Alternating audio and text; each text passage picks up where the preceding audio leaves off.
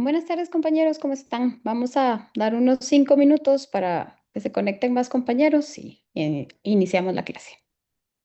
Gracias, Gaby. Bravo, Linda, gracias.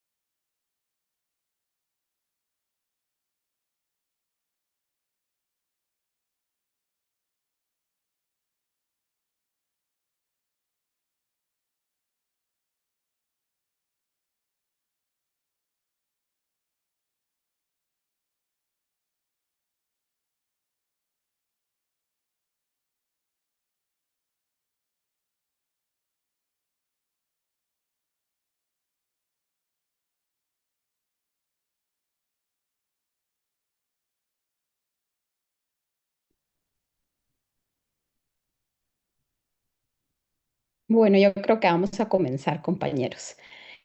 Primero que todo, buenas tardes, espero que todos hayan tenido un bonito día. Eh, Hoy el licenciado Ernesto no va a poder estar con nosotros por unas reuniones de la universidad, entonces lo va a estar cubriendo mi persona, ¿verdad? Cualquier duda que vayan teniendo en la presentación, por supuesto, siéntanse en la libertad de hacerlo. Nosotros, pues, no somos dueños de la verdad y cualquier cosa que no sepamos, les prometemos que lo estudiamos y se lo respondemos de la mejor forma posible. Saraí, no sé si por ahí tenés la presentación, perdóname. Hola, hola, sí, ahorita la Gracias, proyecto. gracias.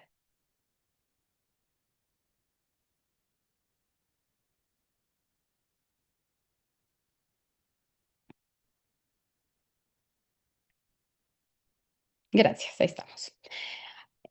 Bueno, compañeros, según lo que hemos estado viendo con el licenciado en las clases anteriores, pues realmente puede parecer un poquito, no sé si tedioso es la mejor palabra, pero un poquito repetitivo, ¿verdad? Pero créanme que es de vital importancia tener la teoría, principalmente del derecho civil, que al final de cuentas, pues es parte esencial y principal de todo el desarrollo de un buen negocio mercantil. y lo que no encontremos, obviamente, fundamentado en el Código de Comercio, por supuesto, nos tenemos que retrotraer al Código Civil. Entonces, demos con la primera diapositiva. A partir de esta clase vamos a ir repasando conceptos que son como básicos en el derecho mercantil para en la siguiente clase ya vamos a entrar de lleno a lo que son los contratos mercantiles como tal, ¿verdad? Entonces, recordemos lo que el licenciado Ernesto nos ha ido explicando, lo que es un contrato mercantil, que lo podemos ir definiendo justo como muy parecido al derecho civil, porque al final es un contrato, ¿verdad? Que es un acuerdo de voluntades entre una entre dos, perdón, o más personas en las que se acuerda modificar, crear o extinguir una obligación. No sé si alguno de ustedes me podría o se anima a definirme qué es una obligación, que eso viene después. Si alguno quiere participar.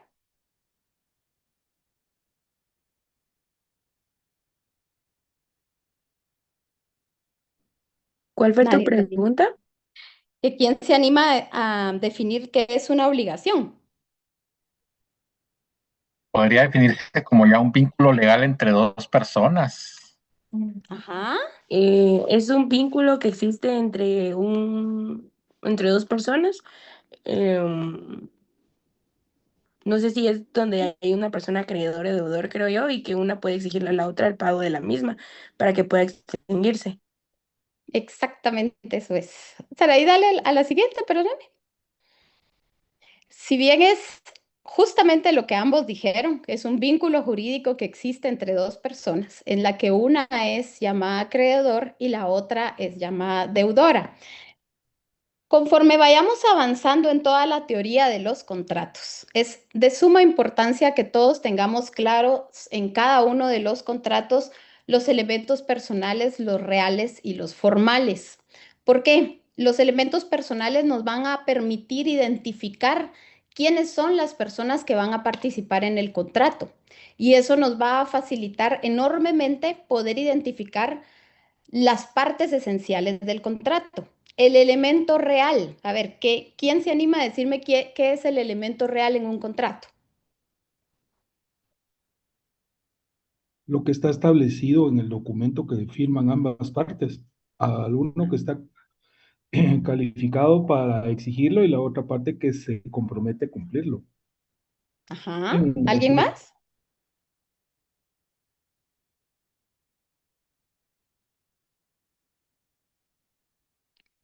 Bueno, realmente el elemento real, como dice el compañero, es justamente lo que está establecido en el contrato, pero es el núcleo del contrato.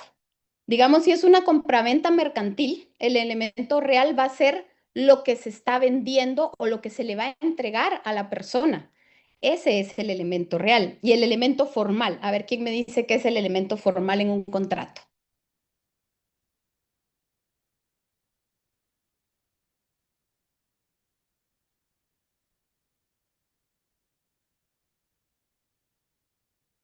¿No? Ya sería como el cuerpo del contrato como tal, lo que en la forma en que se está escribiendo el contrato, podría ser. Sí, es la forma, pero principalmente es si es solemne o no.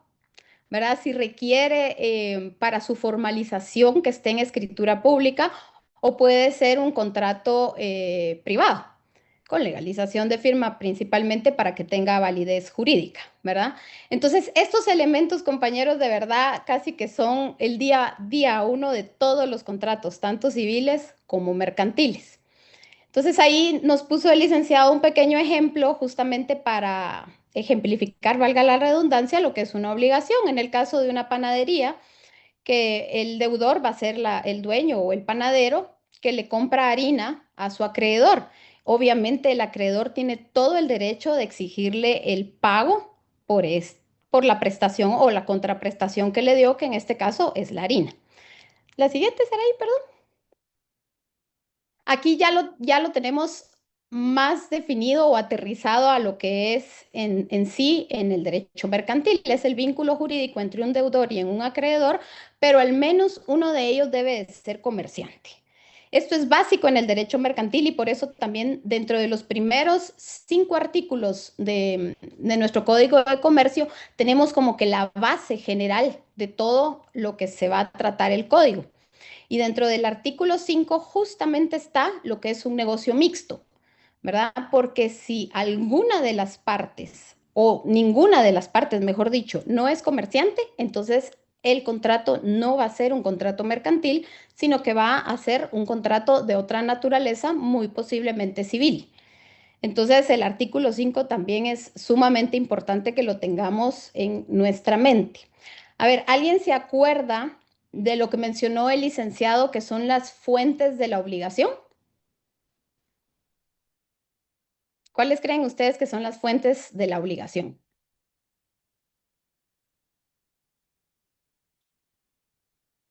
Sí nos lo mencionó él en la clase pasada,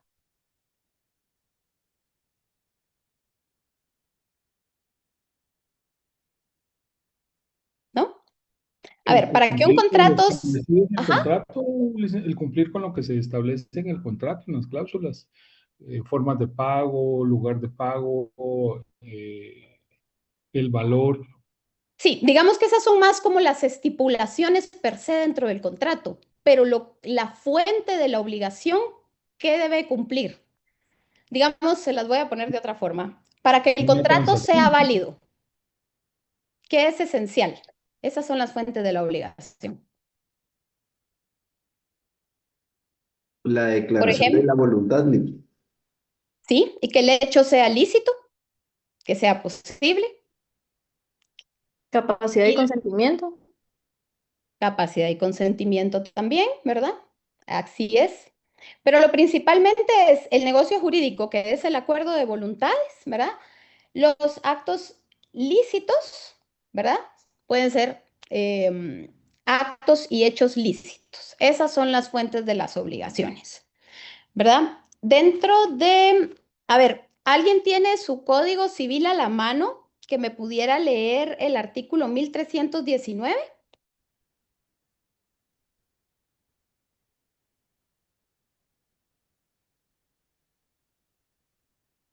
1319, licenciada. Sí, por favor.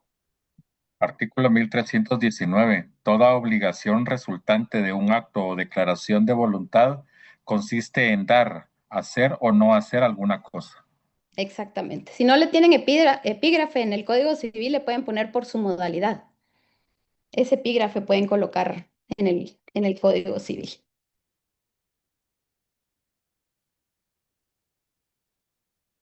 Ok.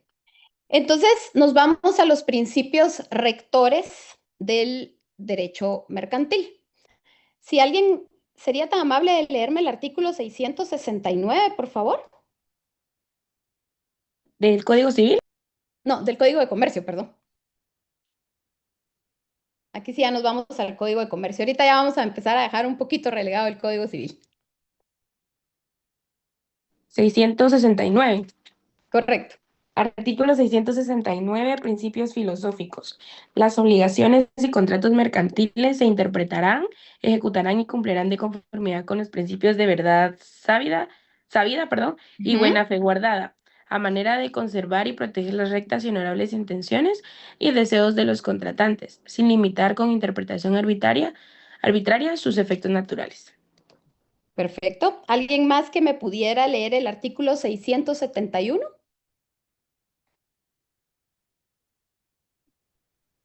Artículo Formalidades de contrato. 671, formalidades de los contratos.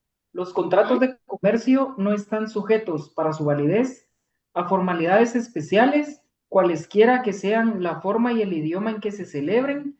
Las partes quedarán obligadas de la manera y en los términos que aparezca que quisieron obligarse. Los contratos celebrados en el territorio guatemalteco y que hayan de surtir efectos en el mismo se extenderán en el idioma español. Se exceptúan de esta disposición los contratos que, de acuerdo con la ley, requieran formas o solemnidades especiales. Correcto.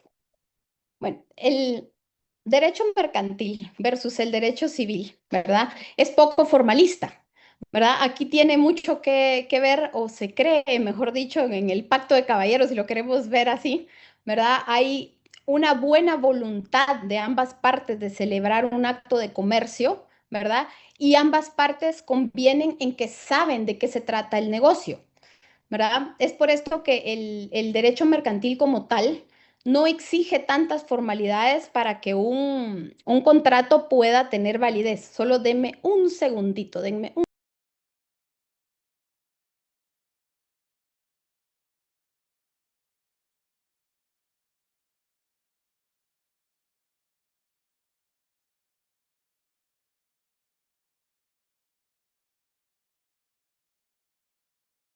Perdonen ustedes. Entonces, como les decía, es poco formalista. ¿Por qué? Porque ¿qué es lo que busca el derecho mercantil en su trasfondo, ya enfocado en esta parte? Es darle movimiento al comercio, ¿verdad? Y como el derecho mercantil no se circunscribe únicamente a lo que pasa en Guatemala, sino trasciende fronteras. Por eso incluso está la Organización Mundial del Comercio, que regula todo el comercio internacional y todas las transacciones que se dan entre Guatemala y todos los países. Entonces, imagínense ustedes si el derecho mercantil fuera tan rigorista como el derecho civil, que le tuviéramos que pedir a un vendedor en Alemania que para que su contrato tenga validez, porque lo tenemos que registrar, lo tiene que hacer en escritura pública. Bueno, Alemania ni siquiera tiene el mismo modo de notarial que nosotros, pues, pero imagínense lo complejo que eso sería. Hay muchos actos de comercio que se dan todos los días, ¿verdad? Que no necesitan una escritura pública como tal. Es más, cada uno cuando va a una tienda a comprar, a Walmart, nosotros estamos ejerciendo el comercio en ese momento. Y ustedes lo único que reciben es la factura por la compra que hicieron. No reciben un contrato formal como tal para que su compra tenga validez. Y en el momento en que ustedes quieran ir a hacer algún cambio, pues no necesitan validar el contrato, simple y sencillamente llevan la copia de la factura. ¿Por qué? Porque eso le da movilidad al comercio, que esa es parte de lo que busca el derecho mercantil. Y por esto estos principios rectores, que aunque parezcan repetitivos, de verdad son funcionales, porque uno realmente facciona o hace contratos conforme lo que se pacta con la parte que ya tanto el acreedor como el deudor, por decírselo así. Dale a la siguiente, Saray, por favor. Si van teniendo alguna duda, me van diciendo. Esto es ya lo que les explicó el licenciado Ernesto. También en el derecho mercantil, pues podemos clasificar los tipos de contratos o en bilaterales, en onerosos, en consensuales, principales. No les voy a repetir todo esto porque esto ya le explicó el licenciado, solo si tuvieran alguna duda me dicen, ¿verdad? Hay nominados formales, solemnes, ¿verdad? Aquí en el derecho mercantil hay únicamente dos contratos que son solemnes y que la obligación de faccionarse en escritura pública la tiene el Código de Comercio, que son los que vamos a ver a continuación. Dale, Saray. Bueno, tenemos la constitución de una sociedad mercantil, que eso ya todos pasamos derecho mercantil 1 y ya nos tocó hacer algún trabajo de la constitución de una sociedad, entonces estoy segura que lo tienen súper claro. Y el segundo es el fideicomiso.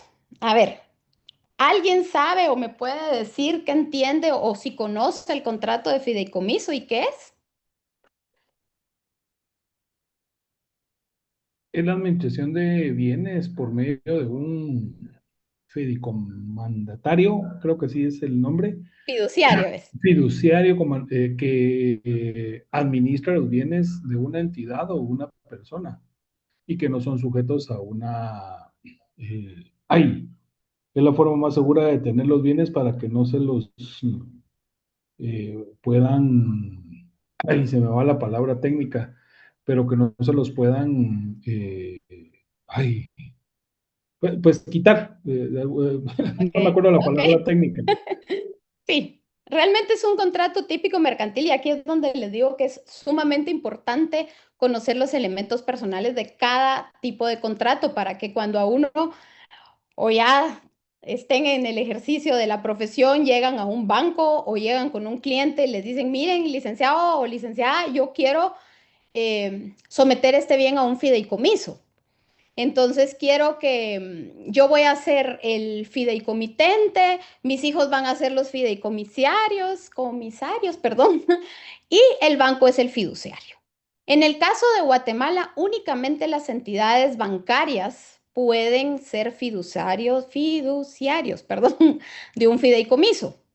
Por ejemplo, podemos tener, el fideicomiso se utiliza bastante en el tema inmobiliario en Guatemala, que una desarrolladora de proyectos somete el terreno donde está construyendo las viviendas o el edificio como tal, lo somete a un fideicomiso en el banco. ¿Por qué? Porque entonces el banco le va a ir administrando ese terreno.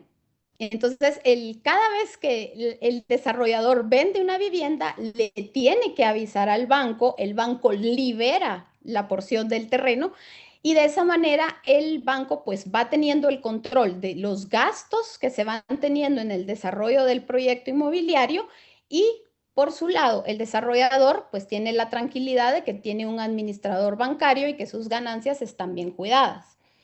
De otra forma, también lo hacen en un negocio jurídico como en el testamento. Hay padres que, como les comentaba la clase anterior, prevén que les puede pasar algo y pues quieren dejar a su familia asegurados. Entonces, podrían meter ciertos bienes a un fideicomiso. Por ejemplo, que un padre fuera dueño de un edificio, por decirles algo. Entonces, él somete el edificio al fideicomiso y pide que el banco se lo administre con todas las rentas y que a sus hijas o a sus hijos les entregue el beneficio de las rentas cuando ellos tengan 25 años o cumplan al ciertos lineamientos que el padre haya dejado establecido. Entonces, sí es una figura de suma importancia en Guatemala, créanme. El INDE trabaja también con muchos fideicomisos para poder ejecutar los proyectos de electrificación de Guatemala de mejor manera. Entonces, pues no vamos a entrar a fondo hoy a lo que es el fideicomiso, pero sí es una parte importante de lo que vamos a ir viendo en el desarrollo de todo el curso. Dale, Saray. Pero Linda, el término técnico era que no son embargables esos bienes. Los del fideicomiso. Sí, No, porque ya los va a tener sometidos al banco. El no por banco, eso. digámoslo Por así, es eso como el dueño por un tiempo. Ujú. es una modalidad para no ser embargables por deuda o Ah, cualquier sí, otra correcto. situación. De hecho, para ser sometidos al fideicomiso tienen que estar libres de gravamen. Si no, el banco no se los va a aceptar. Sí, Y si claro, por tuvieran eso. algún gravamen, pues hay que garantizar el gravamen como tal, pero generalmente van libres de gravamen. Sí, pero a futuro no son embargables por alguna deuda de tarjeta Exactamente. de crédito, una Sí, deuda no son extra. embargables. Así es, no Por son eso la embargables. seguridad del fideicomiso. Así es. Y como les digo, es un contrato sumamente importante en Guatemala y por eso le vamos a poner un poquito de énfasis en el desarrollo del curso y vamos a tratar de desarrollarlo de la mejor manera posible. ¿Alguien tiene alguna otra duda? Perdón. ¿O vamos claros hasta acá? ¿Sí? Bueno. Como toda regla tiene su excepción. En el caso de las sociedades, si ustedes recuerdan, la excepción a la solemnidad es la sociedad de emprendimiento, ¿verdad? Esta es un poco nueva, si no estoy mal. Ah, sí, en la reforma del 2018 fue o formó parte, empezó a formar parte del Código de Comercio, ¿verdad?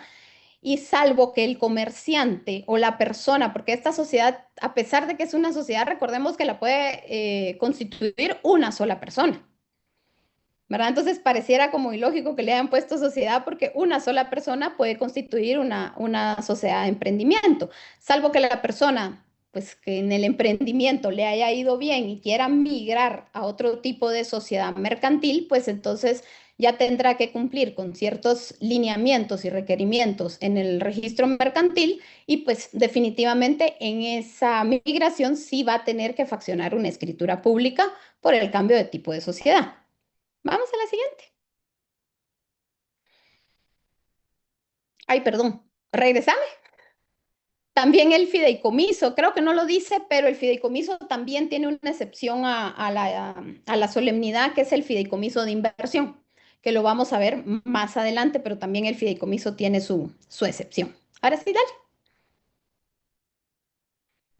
Bueno, aquí ya entramos a los puntos medulares del derecho mercantil, la solidaridad de los deudores.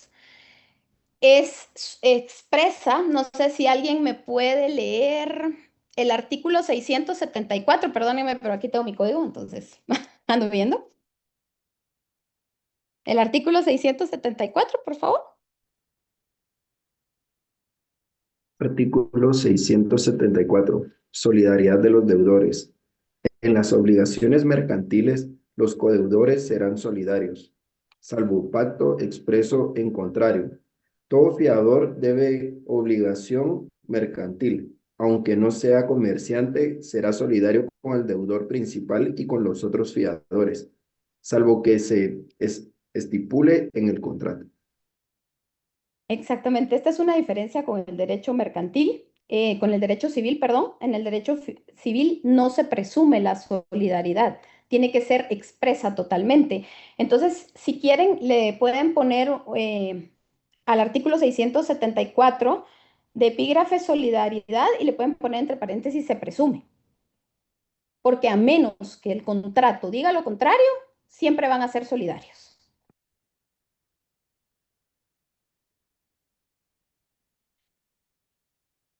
Aquí nos puso un ejemplo el licenciado de que si hay socios que compran mercadería a crédito en conjunto y no estipulan dentro del contrato que no hay una solidaridad de los deudores como tal, pues obviamente el acreedor puede accionar con cualquiera de los dos y pues ya después ya verá uno de los deudores si repite en contra del otro o ve cómo se pone de acuerdo con él, ¿verdad? Pero esto es una de las diferencias básicas que tiene el derecho mercantil con el derecho civil.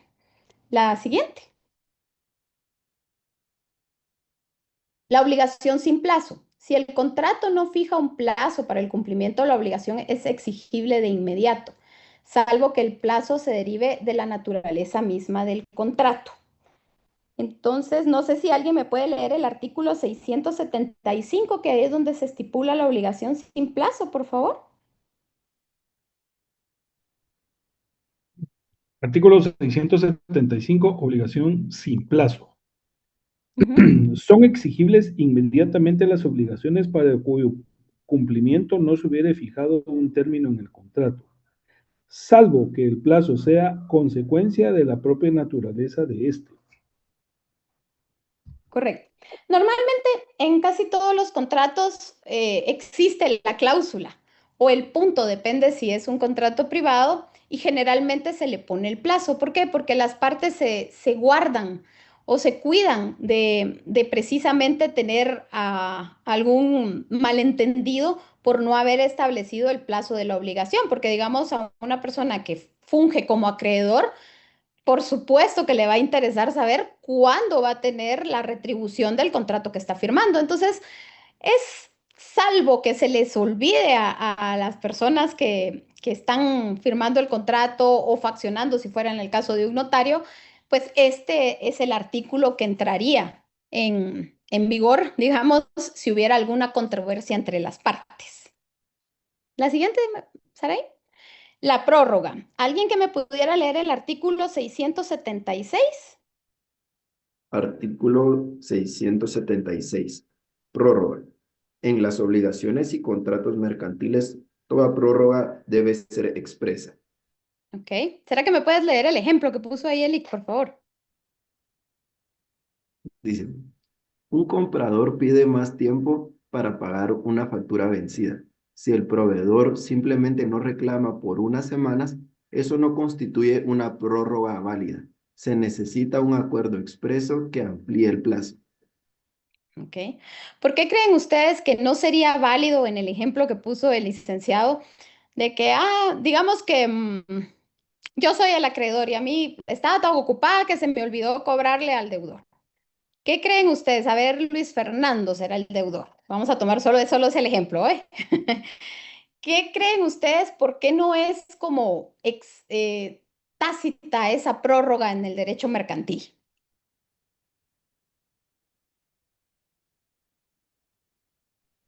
Porque ¿Qué ya se está les ocurre a estipulado ustedes? en un contrato que se debe de cumplir el tiempo. Si hay necesidad de ampliación, debe de hacerse un documento para poder estipular eso, porque ya hay un documento antes donde se va a cumplir una fecha. Si al acreedor se le olvidó, perdón, si al proveedor se le olvidó, el acreedor debe de cumplir, porque ahí dice en los contratos, sin necesidad de reclamo y todo lo demás para el cobro del cumplimiento de lo que está estipulado en el contrato, para el pago. Es correcto. Y sí, esto está bien todo lo que me dijo el compañero. Y la esencia es porque automáticamente en el derecho mercantil se puede ejercer lo que es la mora, que lo vamos a ver en la siguiente diapositiva, versus que en el derecho civil la mora no es automática. La mora en el derecho civil se tiene que declarar. En cambio, si no hubiera un convenio entre las partes en el derecho mercantil, de decir, mire, me atrasé, en el caso de la factura, con el ejemplo que puso el me puede dar 2 semanas más para el pago y la parte acreedora accede, ¿verdad? Los adornos Caería, para poner en las mesas. ¿cómo, perdón? La piñata. Sí, no le pongan poner adorno. Mira, no Leslie, yo creo que tienes tu micrófono abierto. lo pongo. Así siempre. Y mira. Ay, mira. Leslie, Para las fotos, mira.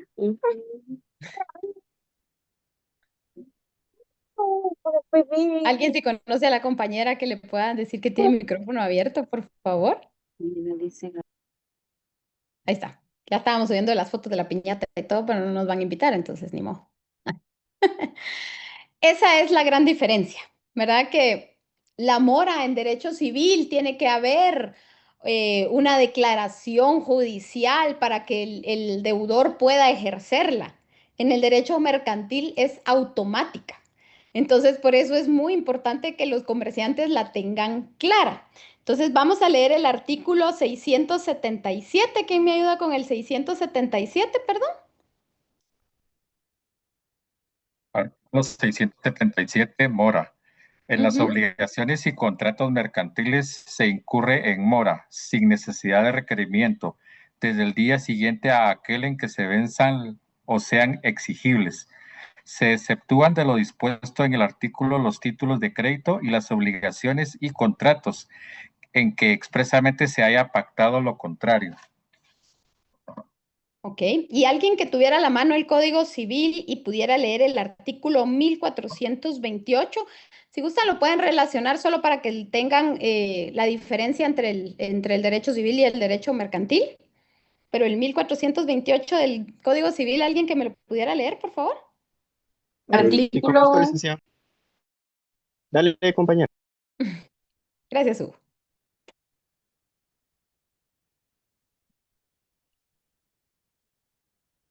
Artículo 1428. Mora.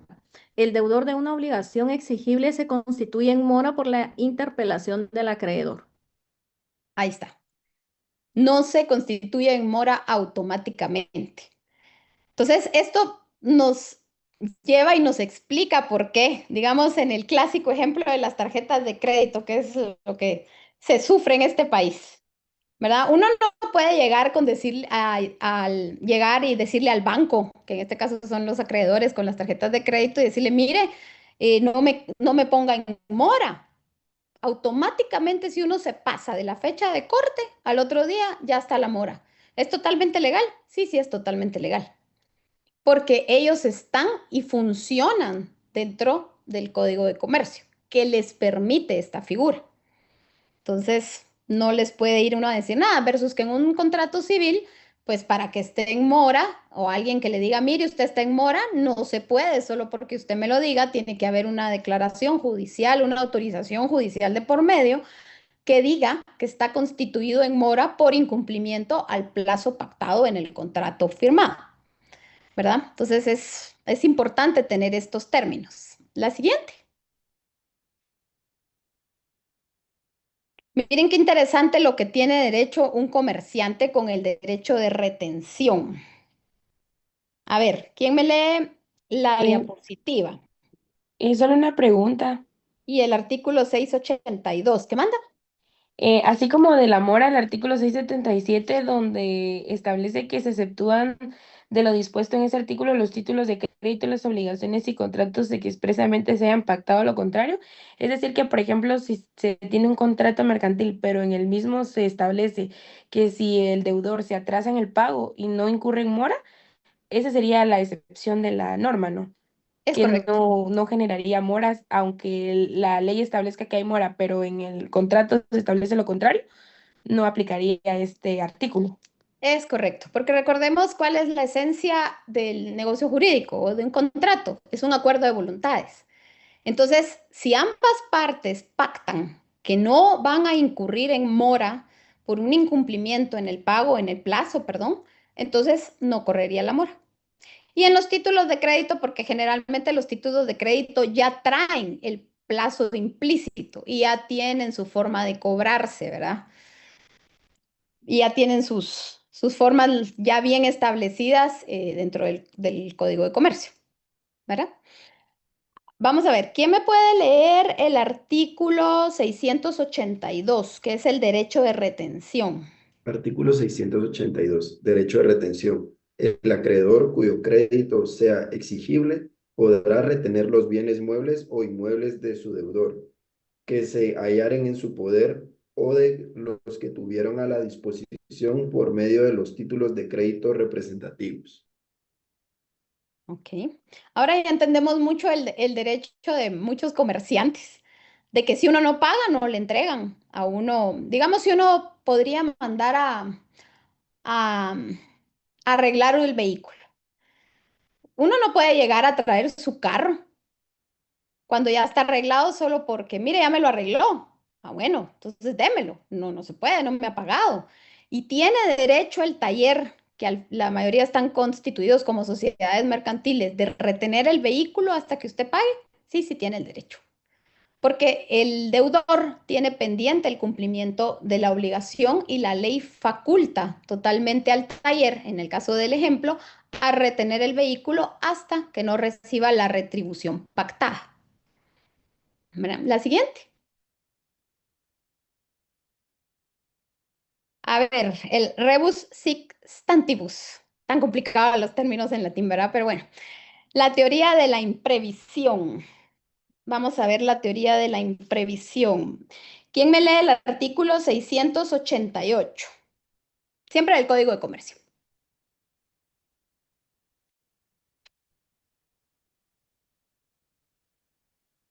688, digo. Sí, Ah, ahí le pueden ah, poner en el epígrafe cabal esto de rebus sic stantibus, que en el Código Civil también está, que es la teoría de la imprevisión, por si les sirve para ubicarlo más rápido, porque el artículo como tal se llama terminación. Entonces sí les sugiero ponerle el epígrafe. va. Gracias, Lick. Artículo 688. Terminación. Únicamente en los contratos de tracto sucesivo y en los de ejecución diferida puede el deudor demandar la terminación si la prestación a su cargo se vuelve excesivamente onerosa por sobrevenir los hechos extraordinarios e imprevisibles. Ujú. ¿Sigamos? Perdón, la terminación no afectará las prestaciones ya ejecutadas ni aquellas respecto a las cuales el deudor hubiere incurrido en mora. No Ahí dejemos, procederá. Ay, ahí dejemos. va. ¿Y qué dice el ejemplo en la diapositiva? ¿Alguien que me lea el ejemplo? Una empresa se compromete por 5 años a suministrar maíz a precio fijo a una avícola. Una sequía extraordinaria e imprevisible triplica el costo de producción. El proveedor podría pedir la terminación del contrato conforme al artículo 688. Exactamente. Ahí salvo que hayan cláusulas, porque siempre hay cláusulas de penalización en los contratos, pues la parte afectada puede hacer valer este artículo. Y a pesar de las cláusulas de penalización, muchas veces dentro de ellas establecen que si son por causa de fuerza mayor, una de las partes puede dar por terminado el contrato. Digamos, esto tal vez me retrotrae a la época del COVID, ¿verdad? Donde muchos se vieron afectados en los contratos que tenían en ejecución, digamos, con los arrendamientos principalmente, que no es tanto un tema mercantil, a menos de que sea un civil y un comerciante de los que comparezcan en el artículo, en el contrato, perdón, pero aquellos centros comerciales o locales comerciales que se vieron en la necesidad de cerrar por el cierre del país y ya tenían contratos en el local por plazos de 1, 3, 5 años, ¿qué creen ustedes que hicieron? Muchos hicieron Renegociar el valer contrato. este beneficio que también está establecido dentro del derecho de obligaciones en el Código Civil y también les dio la potestad para renegociar los plazos de los contratos, incluso renegociar las rentas. Porque si este tipo de cláusulas o este tipo de estipulaciones no estuvieran dentro de los códigos, imagínense, el acreedor le diría, mire, que lo siento, ¿verdad? Cerraron el país, pero usted tenía un contrato, entonces lo tiene que cumplir. Entonces, Lic- esa es la parte importante que tenemos que conocer la ley para poder ayudar a nuestros clientes en el futuro. A ver, ¿alguien tenía una consulta? Sí, disculpe, solo con el tema este del ejemplo que usted ponía del COVID, Ujú. consulto yo si hubo alguna entidad o algo similar que haya entrado a mediar como fue algo a nivel global, ¿verdad? El tema del COVID, como que se hayan organizado como para poder dar apoyo en estas mediaciones, digamos, en un tema arrendatario, un contrato de arrendatarios, ¿verdad? O no sé, consulto yo. Pues que haya habido una entidad que se haya dedicado a eso, lo desconozco, pero siempre tenemos el centro de mediación, que es parte del organismo judicial y que dentro de sus potestades sí está poder sentar y negociar los contratos, ¿verdad? La gente puede acudir a ellos y citan a la contraparte y pues lo sientan en una mesa y existe ese tipo de negociación. Ahora, si ya se dedicaron a eso en el COVID, sí lo desconozco, honestamente. ¿Verdad? Muchas gracias. Con gusto. La siguiente, Saray, si me haces favor. A ver, ¿alguien había oído el término anatocismo?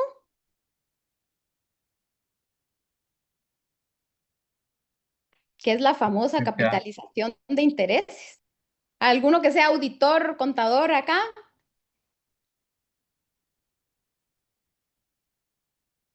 ¿No? Bueno, este término principalmente tuvo su auge con la famosa ley de tarjetas de crédito, que es el decreto 2-2024. Porque ¿qué hacían? Me voy a agarrar de ese ejemplo para que nos sea más fácil comprenderlo. ¿Qué hacían los bancos con las tarjetas de crédito? No pagaba un mes y se me juntaba la cuota y entonces caía el interés. El otro mes tampoco podía pagar, entonces sobre la cuota, ya con interés, volvían a calcular el interés. Y esto es totalmente válido dentro del derecho mercantil. Y por eso fue tan importante que saliera esta ley del tarjeta de crédito, porque eso sí le dijo a los bancos, mire, señores, o sea, ya no. O sea, ustedes no pueden capitalizar los intereses. Entonces, ahora los bancos no pueden cobrar interés sobre interés, que era lo que volvía las deudas casi que impagables para las personas, ¿verdad? Y, pero de lo contrario, si no es dentro de la tarjeta de crédito, están autorizados para capitalizar los intereses, los bancos si lo quieren ver así. O cualquier contrato mercantil. Podría irse y decir, mire, la capitalización de intereses está permitida en el derecho mercantil. ¿Verdad? No sé si tienen alguna duda. Como un caso más puntual donde se puede aplicar esto en el derecho mercantil. Aparte de las tarjetas de crédito, Sí, tal vez yo lo he en suma visto importante.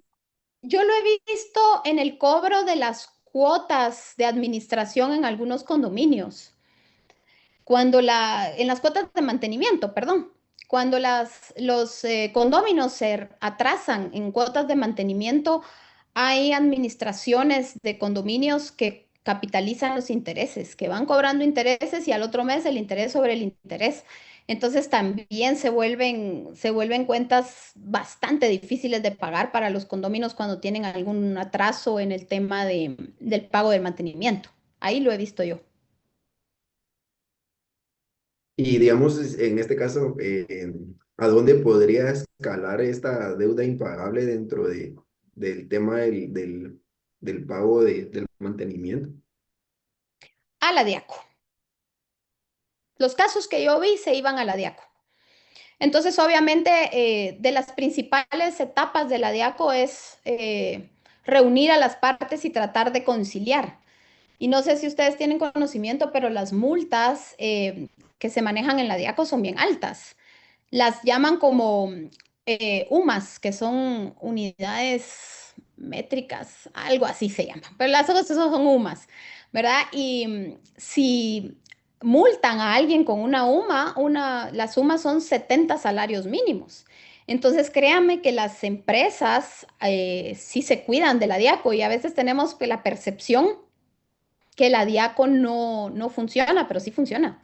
Yo conozco empresas principalmente del área inmobiliaria porque yo ahí tuve la oportunidad de desarrollarme mucho tiempo, entonces conozco el sector bastante, que la DIACO hasta les embargó cuentas por no cumplir con algunos lineamientos o pagos a los consumidores, ¿verdad? Cuando un consumidor se veía afectado. Entonces, ¿con quién se puede ir uno? Con la DIACO.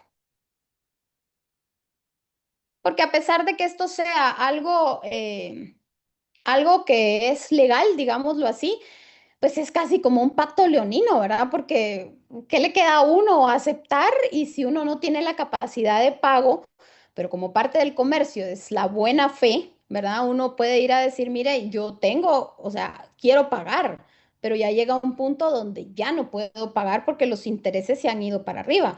Inclusive hay tarjetas de crédito que se han visto obligadas en el pasado a renegociar la deuda y a condonarle los intereses a los deudores, porque ya no era posible pagar. Entonces, ¿cómo los condonaban, perdón? Bajando la capitalización de intereses. Y entonces ahí hacían pactos de pago con las personas y entonces ya las personas pues podían ir saliendo de esas deudas, ¿verdad? Que prácticamente eran impagables por esta capitalización de intereses. No sé si ahí resolví la duda un poquito. Sí, Lick, muchas gracias. Y también Con ahí les gusto. mandé en el chat lo de las sumas, es de la unidad de multa ajustable. Ay, gracias, porque se me había olvidado el término.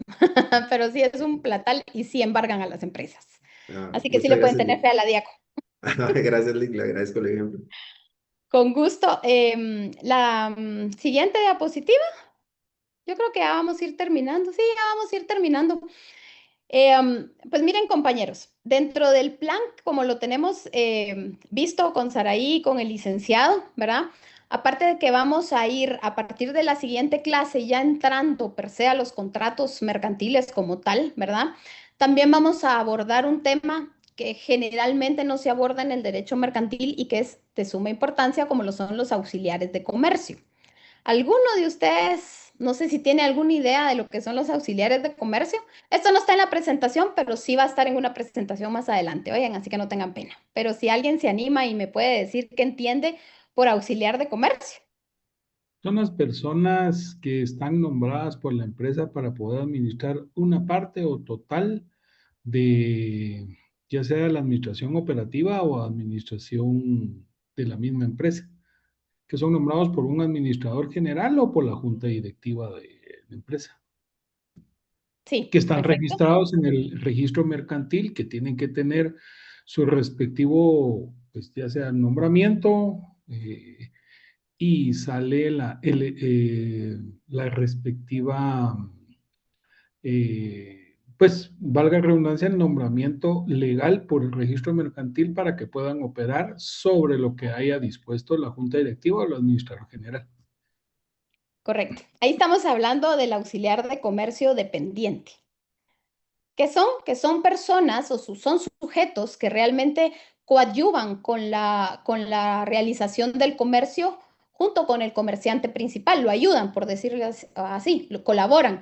Eso lo van a encontrar toda la teoría del artículo 263 al 331 del Código de Comercio. Pero adicional a lo que comentó el compañero, también existen los auxiliares autónomos. ¿Qué quiere decir? Que no están bajo la línea de mando del comerciante principal, sino que trabajan como independientes, ¿verdad? Ahí tenemos a los corredores, que muchos han oído a los corredores, tenemos a los famosos comisionistas también, que créanme que son figuras muy importantes dentro del derecho y que permiten muchas veces a los comerciantes hacer más ágil el flujo del comercio. Entonces va a ser parte también de lo que vamos a ir viendo en el desarrollo del curso. Y no sé si tienen alguna duda en los que les pueda colaborar.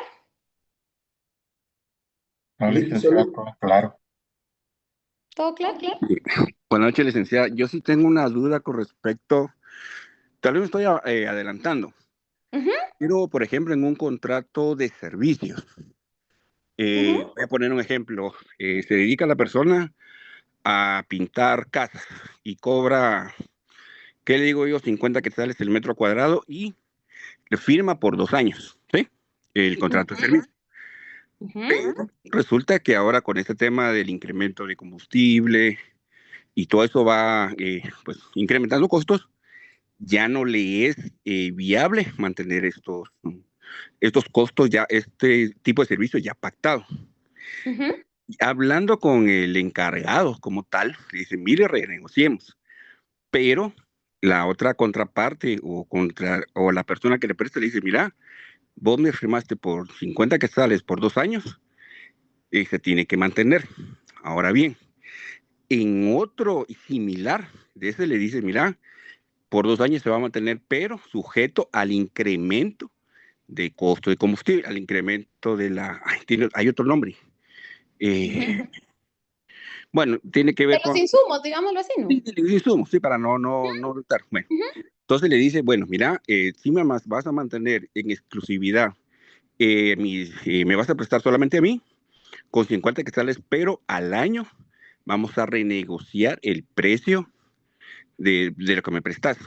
Entonces, en la primera parte, no sé si me comprendió, sí. ¿Hay algún adjunto o donde dice, mira, sí, ya no te voy a mantener en 50, sino ahora vamos a pactar en 60, por así decirlo? Aunque se ha hecho la primera parte por 2 años a 50. ¿Eso entra o no entra o está dentro de las cláusulas que se estipularon al momento de hacer el convenio de este tipo de servicio? Está interesante el caso y normalmente en los contratos se prevé ese tipo de situaciones. Digamos, en el caso que no se hubiera previsto, podemos irnos con la figura del rebus sixtantibus, ¿verdad? Que es la teoría de la imprevisión, ¿verdad? Él puede acogerse a esa norma y decir, mire, ya no me es rentable, ¿verdad? O sea, no me va a... Porque si bien hay una obligación de hacer, ¿verdad? Y puede ser un contrato por obra determinada, ¿verdad? Ya no le es factible hacer. Entonces, aunque la parte contratante, digámoslo así, lo quiera ejecutar, pues la persona tiene toda la de ley para decir, mire, ya no me es rentable, ¿verdad? Pero normalmente en los contratos, digamos así, de obra, que también en el desarrollo inmobiliario se ven mucho, es raro que los firmen por largo plazo. Y si los firman por largo plazo, ya los sujetan, digamos, a la variación incluso del dólar, hasta el cambio del dólar lo sujetan, ¿verdad? ¿Por qué? Porque también incide en el cambio en los precios de los insumos o de las materias primas. Entonces, generalmente ambas partes se salvaguardan. La parte que contrata pone las cláusulas de penalización y la parte que está ofreciendo sus servicios pone cláusulas previsoras, por decirlo así, donde dice, mire, si el diésel sufre un incremento del tanto por ciento, entonces vamos a renegociar esta parte, o si el dólar ya sube del 8, también nos vamos a tener obligados a subir en un cierto porcentaje el contrato. Entonces, generalmente así lo manejan. No sé si por ahí pude responder un poquito la consulta. Sí, sí, ahí sí me respondió y me amplió un poco con un tema que estamos viendo en la empresa donde estoy, pero sí, gracias. Con gusto. Sí, tómale cuenta del dólar porque lo toman mucho en cuenta. Gracias. Bueno, compañeros, ¿tendrá alguien más alguna duda? Porque ya estamos a unos minutos de la siguiente clase. ¿No? Bueno, pues para mí ha sido un gusto compartir con ustedes esta hora y cualquier cosa siempre estamos para servirles y esperamos verlos el miércoles ya aquí con el licenciado.